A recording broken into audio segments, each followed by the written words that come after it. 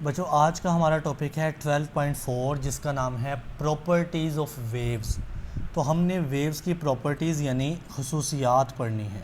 ठीक है, तो वेव की बेसिकली तीन प्रॉपर्टी हमारे चैप्टर में डिस्कस्ड हैं। नंबर 1 है रिफ्लेक्शन ऑफ वेव्स और इसके बाद दो और आएंगी।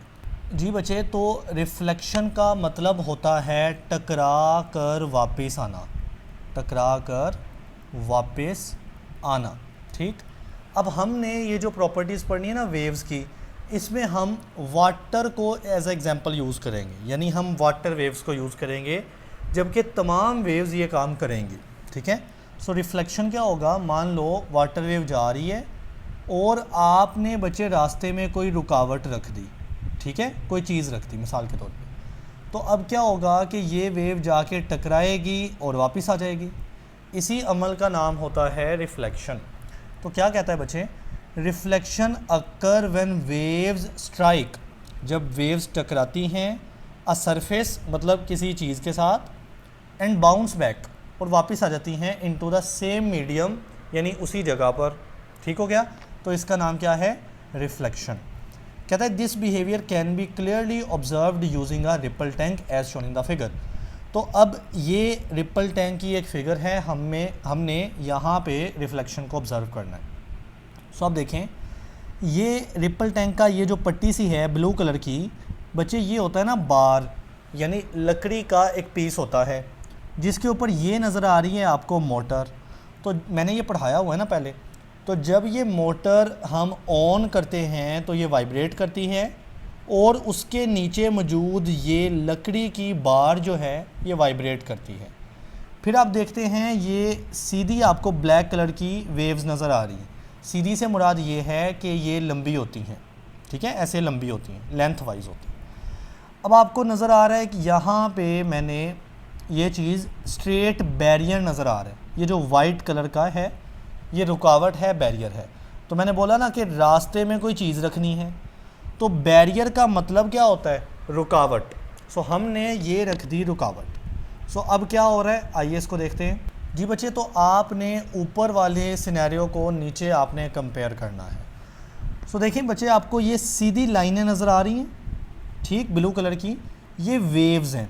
क्योंकि वेव्स इस तरह से सीधी होती है ना लंबी, तो उसने बिल्कुल सीधी बना दी, तो ऐसा कोई मसला नहीं है। अच्छा, इन वेव्स को बोलते हैं इंसिडेंट वाटर वेव्स। इंसिडेंट का मतलब होता है टकराने वाली, क्योंकि इन वेव्स ऐसे सीधी वेव्स ने जाके टकराना है। रास्ते में हमने ये जो है बैरियर रखा हुआ है, बैरियर बोलते हैं रुकावट को, कोई चीज़ को। तो ये स्ट्रेट यानी देखें बिल्कुल ऐसे सीधा है, ठीक है, कोई मुड़ा हुआ नहीं है। तो स्ट्रेट यानी सीधी वेव्स जिनका नाम है इंसिडेंट वाटर वेव्स, टकराने वाली वाटर वेव्स, वो जाके इस बैरियर से टकराती हैं। और बच्चे पहले वो सीधी इस तरह लंबाई के रुख थी, अब उसने रेड कलर से बनाई हुई हैं, अभी भी वो सीधी हैं लेकिन वो ओरिजोनटली ऐसे सीधी हैं, पहले वो वर्टिकली सीधी थी। तो देखें ना, पलट गई हैं वेव्स, पलट गई। कैसे, क्योंकि रास्ते में एक रुकावट आ रही थी। तो उनकी जो ना वो क्या उसको बोलते हैं, शेप चेंज नहीं हुई, शेप अभी भी सीधी है। पहले वो वर्टिकली ऐसे लंबाई के रुख सीधी थी, अब वो ओरिजोनटली ऐसे सीधी हैं, रेड कलर से या पिंक कलर से बनाई हुई हैं। ठीक है, और बच्चे इनका क्या नाम रखा हुआ है, इनका नाम है रिफ्लेक्टेड वाटर वेव्स। मतलब ये रिफ्लेक्शन कर चुकी हैं, रिफ्लेक्शन कर चुके। रिफ्लेक्शन ये था ना कि ऐसे जा रही थी, इन्होंने तो बेसिकली आगे जाना था, ऐसे इधर को जाना था, बिल्कुल सीधा इधर को जाना था, लेकिन टकरा के वो वापस आ गई, मतलब इसी साइड पर रही हैं, इसी साइड पर रही हैं। तो इसी को रिफ्लेक्शन बोला ना कि टकरा के उसी मीडियम के अंदर रहना या उसी साइड पर रहना। और अगर ये रुकावट ना होती तो इनका ओरिजिनल कोशिश इनकी या रास्ता इनका था ऐसे आगे को, ठीक, वो नॉर्मल उनका रास्ता था, लेकिन जब ये रुकावट से टकराती हैं तो ये क्या होती हैं, नीचे या उसी मीडियम में रहती हैं। जी बच्चे, अब मैंने इसको साफ़ कर लिया और मैं एक चीज़ आपको समझाना चाहूँगा। ये जो बैरियर है ना, इसके साथ आपने परपेंडिकुलर एक लाइन लगानी होती है। परपेंडिकुलर इसलिए कि ये देखें, ये बैरियर पड़ा है और ये जो मैंने लाइन लगाई है ना, इन दोनों के दरमियान एंगल बन रहा है 90 डिग्री, और इसको बोलते हैं परपेंडिकुलर। और जो ऐसी लाइन होती है ना परपेंडिकुलर बच्चे, उसका नाम हम नॉर्मल रखते हैं, नॉर्मल लाइन कह लो चले, ठीक है। ये बुक में जिक्र नहीं है लेकिन समझना बड़ा ज़रूरी है। तो हमने नॉर्मल लाइन लगा ली। अब अच्छा ऐसा करते हैं, इसको थोड़ा सा जूम कर लेते हैं। ये देखें जी, ये जूम कर ली, ये है रेड कलर की नॉर्मल लाइन और ये वो बैरियर है। अब आप गौर करें, ये ब्लू लाइंस क्या हैं, चले डिफरेंट कलर से, ये ब्लू लाइन कौन सी हैं, ये इंसिडेंट वेव्स हैं, ये इंसिडेंट वाटर वेव्स हैं, टकराने वाली वेव्स हैं। इनके दरमियान और ये जो नॉर्मल लाइन है, ये नॉर्मल लाइन है, इनके दरमियान बच्चे एक एंगल यहाँ पे बन रहा है इस तरह से, ठीक। उस एंगल का नाम होता है एंगल ऑफ इंसिडेंस। इंसिडेंस का मतलब होता है टकराना, तो टकराने वाला एंगल है। इसी तरह से ये जो वेव्स हैं, ये जो पिंक कलर की, रेड कलर की हैं बच्चे, ये हैं रिफ्लेक्टेड वेव्स, यानी टकराने के बाद वाली वेव्स। तो इनके दरमियान जो यहाँ पे एंगल बनेगा ये वाला, इसका नाम बच्चे होगा एंगल ऑफ रिफ्लेक्शन।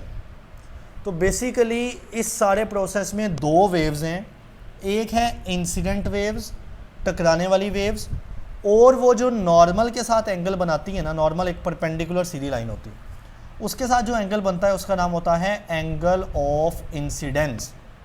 इसी तरह से एक वेव होती है रिफ्लेक्टेड वेव बच्चे। रिफ्लेक्टेड वेव मतलब जो टकराने के बाद वाली वेव्स हैं, और वो भी नॉर्मल के साथ एक एंगल बनाती है जिसका नाम है एंगल ऑफ रिफ्लेक्शन। जी बच्चे अब रीडिंग करते हैं। कहता है कि इन दिस सेटअप, इस सारे सेटअप के अंदर, when straight water waves generated by a vibrating bar, तो हमने देखा ना कि ये वाइब्रेटिंग बार ने क्या किया, स्ट्रेट यानी सीधी वाटर वेव्स जनरेट की अक्रॉस द टैंक, यानी इस रिपल टैंक के अंदर, ठीक। And strike a barrier, strike का मतलब होता है टकराना, बैरियर कहते हैं रुकावट को।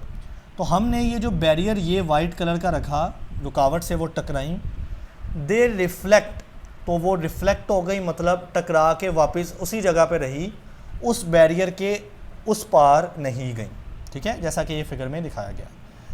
अब वो कहते हैं दो एंगल बनते हैं जो मैंने आपको अभी बताए। The angle eight which the waves approach a barrier, यानी जब वो बैरियर से यहाँ पे टकरा रहे होते हैं ना, उसका नाम होता है एंगल ऑफ इंसिडेंस, मतलब टकराने वाला एंगल।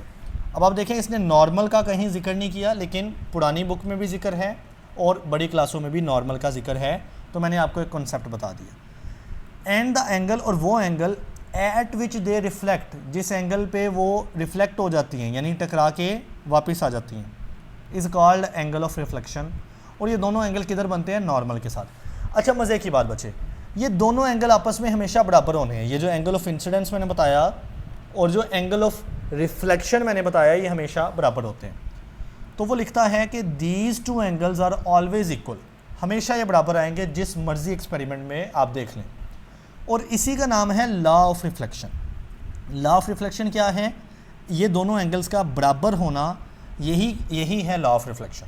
तो अगर आपसे पूछे कि लॉ ऑफ रिफ्लेक्शन क्या है, तो आपने ये लिख देना है कि in this law angle of incidence is equal to angle of reflection, ठीक। अब रिफ्लेक्शन की डेफिनेशन है, reflection is the bouncing back of waves, जब वेव्स बाउंस बैक होती हैं, टकरा के वापस आती हैं, इनटू द सेम मीडियम, उसी जगह पे, उसी मीडियम के अंदर, आफ्टर स्ट्राइकिंग द सरफेस, जब वो किसी सरफेस पे टकराती हैं, स्ट्राइक करती हैं, ऑफ अनदर मीडियम।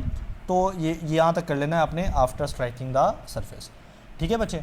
अब लास्ट पे है, कहता है कि this property is common to all type of wave. तो ये बात शुरू में की थी कि सारी वेव्स ये काम करती हैं, लेकिन हम सिर्फ वाटर को एज एन एग्जांपल पढ़ रहे हैं, ठीक है, जिसमें वाटर वेव्स जो मैंने आपको बता दिया। इसके अलावा बच्चे sound waves such as echo, ठीक है। तो इको लफ्ज़ का मतलब क्या होता है, गूंज। अब गूंज क्या होती है मैं आपको बताता हूँ। जी बच्चे, यहाँ पे मैंने एक डायग्राम बनाई जिसमें ये क्लैप कर है, ठीक। अब जाहिर है उससे ये आवाज़ या साउंड वेव्स जनरेट हो रही हैं, और वो साउंड वेव जा रही हैं किसी वॉल यानी दीवार के साथ हिट करती हैं और वापस आती हैं और उसके अपने कानों में सुनाई देती है। इसको हम बोलते हैं इको, गूंज बोलते हैं। जैसे खाली प्लॉट हो या एक खाली मकान हो, नया नया घर हो, सामान नहीं ना हो, तो जब बच्चे बोलते हैं ना तो वो आवाज़ वापस उनके कानों में पड़ती है, यानी इको कहते हैं इसको, ठीक है। तो ये टकरा के वापस आना है ना, तो इसलिए साउंड वेव भी रिफ्लेक्शन करती हैं। इस तरह से बच्चे लाइट वेव्स जो हैं वो भी रिफ्लेक्शन करती हैं, जैसा कि मिरर्स यानी आईने के अंदर हम देखते हैं। जैसा कि बच्चे ये एक मिरर यानी आईना पड़ा हुआ है नीचे, और एक टॉर्च की मदद से लाइट उस पर मारी जा रही है और लाइट आगे को यानी टकरा के वापस आ रही है। सो ये लाइट की रिफ्लेक्शन हुई। अब बच्चे अक्सर बच्चे पूछते हैं कि इसमें से करना क्या है, तो मैं वही कहूँगा डेफिनेशन लाजमी करनी, उसके अलावा लॉ ऑफ रिफ्लेक्शन आपने देख लेना है, लाजमी मतलब करना है, ठीक है। और अगर ये लॉन्ग आता है तो आप ये रिपल टैंक में ये जो थोड़ा बहुत एक्सपेरिमेंट पड़ा ये भी देखें और ये भी एक्सप्लेनेशन देखें। लेकिन अगर शॉर्ट आता है तो आप सिर्फ डेफिनेशन लिखें, साथ में एक एग्जांपल लिख दें, फॉर एग्जांपल इको की एग्जांपल, और साथ में लॉ ऑफ रिफ्लेक्शन लिख दें। जी बेटा, तो अब हम पढ़ते हैं रिफ्रैक्शन। देखिए नाम में फ़र्क है, वो है रिफ्लेक्शन, एल आ रहा है, यहाँ पे रिफ्रैक्शन आर आ रहा है, और ये दूसरी प्रॉपर्टी है। ओके, अब रिफ्रैक्शन क्या होती है पहले हम इस एक्सपेरिमेंट से समझते हैं।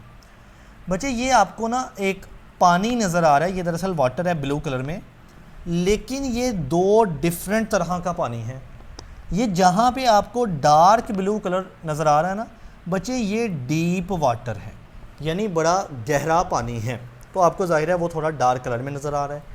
और ये जो लाइट ब्लू कलर में नज़र आ रहा है ना, ये बच्चे शैलो वाटर है।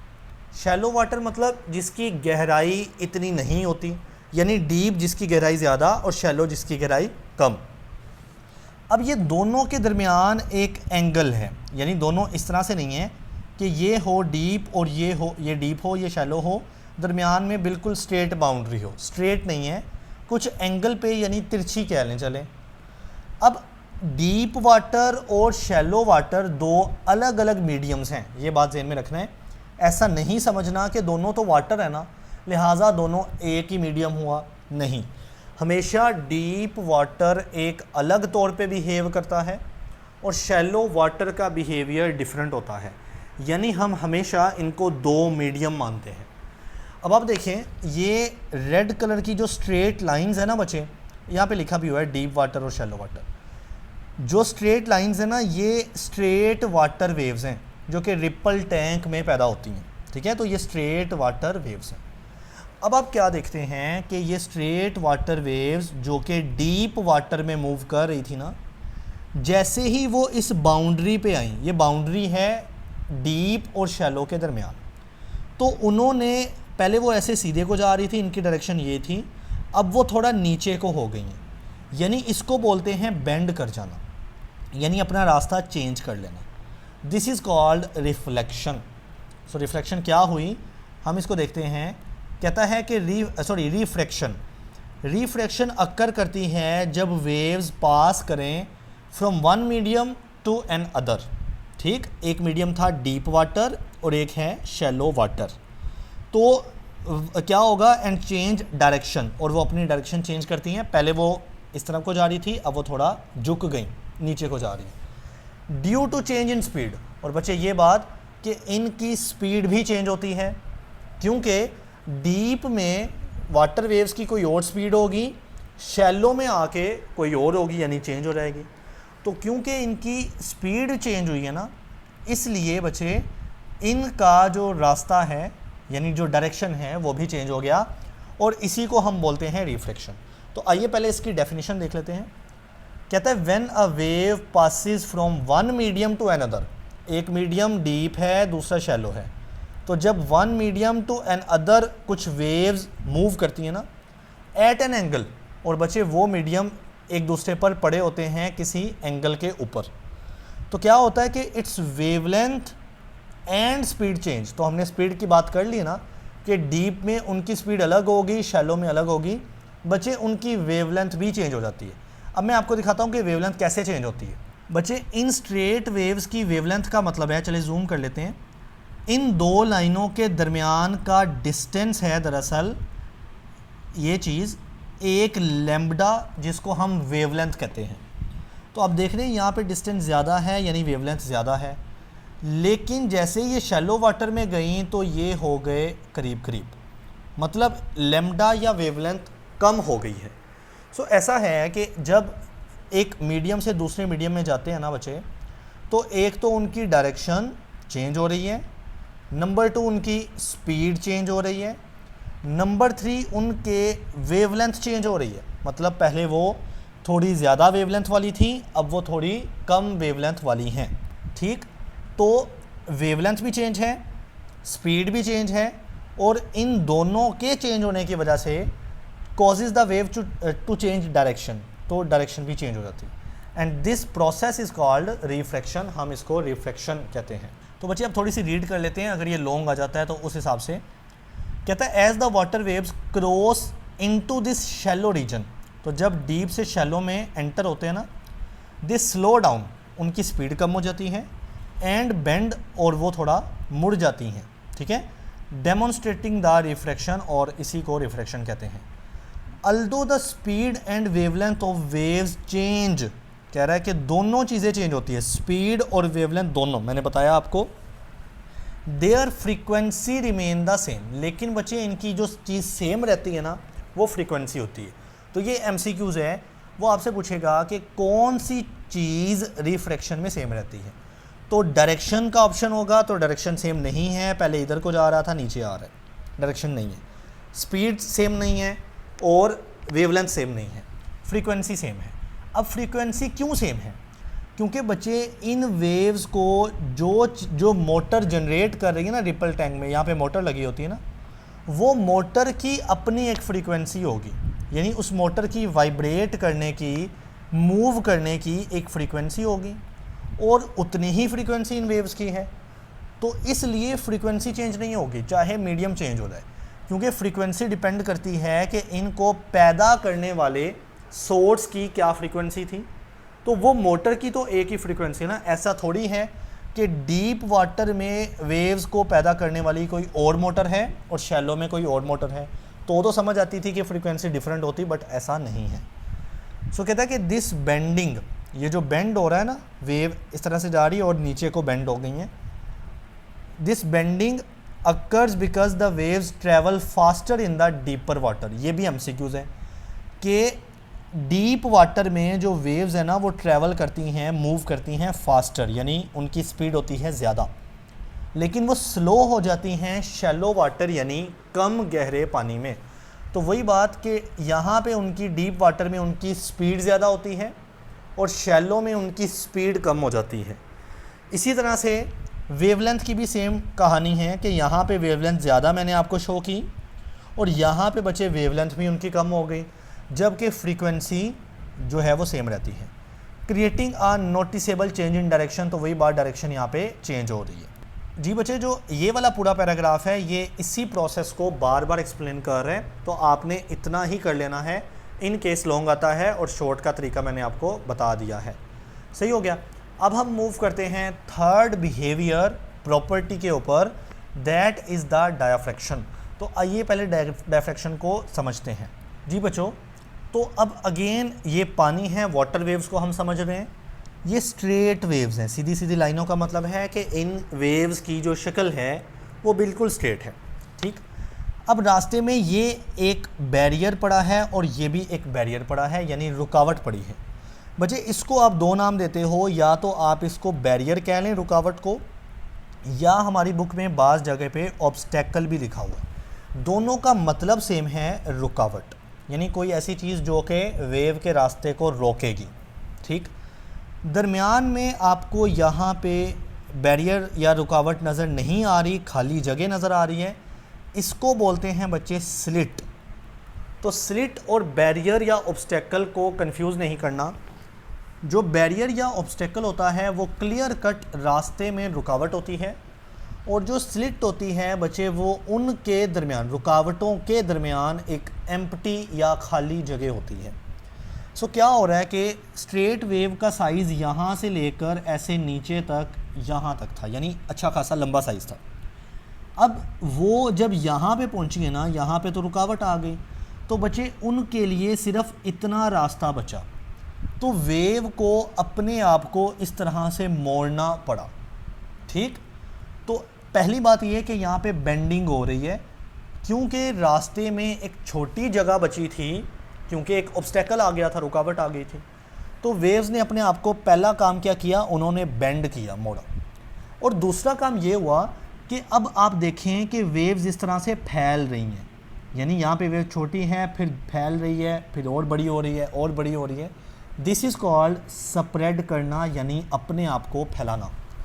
इस प्रोसेस का नाम है डायफ्रैक्शन, जिसमें वेव्स अपने आप को बेंड और स्प्रेड करती हैं, फैला लेती हैं। जब उनके रास्ते में बचे एक खाली जगह यानी स्लिट बचती है, और जब ऑब्स्टेकल यानी रुकावट आती है। जी बच्चे, तो कहता है डायफ्रैक्शन में, diffraction is the bending and spreading, यानी मुड़ना भी होता है, बेंड होना भी, और स्प्रेडिंग यानी फैलना भी होता है, of waves as they pass through narrow slit. जब ये वेव्स मूव करती हैं, एक छोटी सी स्लिट कहते हैं खाली जगह, और मूव अराउंड ऑब्स्टेकल यानी रुकावट के इर्द गिर्द उन्होंने मूव करना होता है। तो कहता है कि अब इसके ना 3 डिफरेंट प्रोसेसेस हैं बच्चे। बुक ने ये जो डायग्राम्स बनाई है ना, मेरे हिसाब से इससे बेहतर बनानी चाहिए थी, लेकिन चले हम इनसे ही इंशाल्लाह समझने की कोशिश करेंगे। वैसे डायग्राम बिल्कुल भी अच्छी नहीं बनाई, ठीक है। अब देखें, ये वेव्स आ रही हैं इस तरह से, और ये वेव बचे आप देखें इतना, चले मैं आपको ना सेपरेट बनाता हूँ, यहाँ से आपको समझ नहीं आनी। जी बच्चों, यहाँ पे मैंने ये जो पर्पल कलर का लगाया है ना, ये ऑब्स्टेकल है, ये, और ये दरमियान में जो खाली जगह है वो स्लिट है।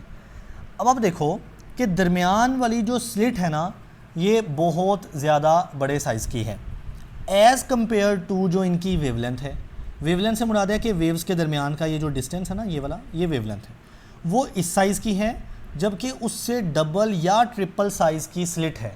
सो आप देखते हो इस कंडीशन में, इसको 1 कहते हैं, इस कंडीशन में सिर्फ जो वेव्स के किनारे वाला पोर्शन है ना, वो मुड़ेगा, यानी वो बेंड होगा या वो डायफ्रैक्शन करेगा। तो वेव ऑलमोस्ट सीधी रहेगी, जस्ट उनके किनारे जो है बच्चे वो थोड़ा बहुत मुड़ जाएंगे, यानी डायफ्रैक्शन करेंगे। सो इस केस में डायफ्रैक्शन बहुत थोड़ी होगी। जी बच्चे, यहाँ पे समझते हैं, कहता है when the size of slit, जब ये खाली जगह जिसको हम स्लिट कह रहे हैं ना, इसका साइज़ वाइडर होगा, वाइड कहते हैं काफ़ी खुला, देन द वेवलेंथ, तो वेवलेंथ की निस्बत बहुत बड़े साइज़ की स्लिट होगी ना, तो वेव्स पास मोस्टली स्ट्रेट, तो वेव्स जो होंगी तकरीबन स्ट्रेट ही होंगी। जस्ट क्या होगा, only slight bending at the edges, edges बोलते हैं किनारों को, तो किनारों पर स्लाइट यानी हल्की सी बेंडिंग हो जाएगी बस। ओके बेटा, तो दूसरा केस देखें आप। अब देखते हो कि ये हमारे पास है ऑब्स्टेकल, और दरमियान वाली स्लिट जो है वो अब इतना साइज़ है उसका कि वो वेवलेंथ के साइज़ की है, मतलब जितनी वेव्स के दरमियान का साइज़ या डिस्टेंस है ना, वेवलेंथ, उतना ही साइज़ है उस स्लिट का, ठीक। तो अब आप देखते हो कि अच्छी खासी डायफ्रैक्शन या बेंडिंग होगी, ऑलमोस्ट जैसे एक सर्कुलर पाथ नहीं होता, उस तरह से वेव्स अपने आप को डायफ्रैक्शन या बेंड कर लेंगी। ठीक हो गया जी। तो पढ़ते हैं, कहता है इफ़ द स्लिट साइज़, अगर इस स्लिट का size nearly equal to the wavelength होगा, यानी जितना वेवलेंथ का साइज़ उतना ही स्लिट यानी खाली जगह का साइज़, तो जो वेव्स है ना वो स्प्रेड आउट मोर, अब वो ज़्यादा स्प्रेड करेंगी, ज़्यादा बेंड करेंगी, और ऑलमोस्ट सर्कुलर जो है ना उनकी शेप हो जाएगी। जी बेटा, लास्ट केस देखते हैं। अब देखिए, मैंने इस खाली जगह यानी स्लिट का जो साइज़ है वो बहुत ही रिड्यूस यानी कम कर दिया, जबकि वेव का साइज़ उस हिसाब से काफ़ी ज़्यादा है। तो अब क्या होगा, बेंडिंग उस हिसाब से बहुत ज़्यादा हो जाएगी। तो कहता है when the size of slit is smaller, size slit का मज़ीद छोटा कर दिया, देन द वेवलेंथ, वेवलेंथ के मुकाबले में, तो वेव्स शो मैक्सिमम डायफ्रैक्शन। अब की बार वेव्स मैक्सिमम डायफ्रैक्शन शो कर रही हैं, फॉर्मिंग स्ट्रॉन्ग सर्कुलर पैटर्न, अब भी सर्कुलर रहेगा लेकिन मज़ीद ज़्यादा बेंडिंग के साथ।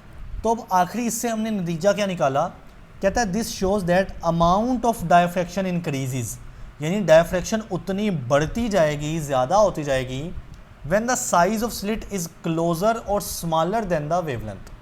तो जितना आप वेवलेंथ के अकॉर्डिंग साइज़ स्लिट का छोटा करते जाएंगे या उसके कंपैरिजन में लेते आएंगे, डायफ्रैक्शन उतनी बढ़ती चली जाएगी।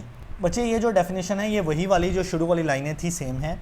अब लास्ट में एक बड़ी मज़ेदार मिसाल ये है, we can still hear someone speaking even when he is behind a wall, यानी वो एक दीवार के पीछे बोल रहा है कोई शख्स और हम उसको अभी भी सुन पा रहे हैं। दिस हैपन ये इसलिए हो रहा है because sound waves which have relatively long wavelength diffract, यानी सिंपल सी बात है कि साउंड वेव्स डायफ्रैक्शन करके आ रही है। कैसे? कॉर्नर या ऑब्स्टेकल से, यानी हमारे रूम या दीवार के किनारों से बच के या निकल के आवाज़ आ रही है। ठीक है, टू रीच अस, वो हम तक पहुंच रही है। तो ये है डायफ्रैक्शन की एक कॉमन एग्जाम्पल।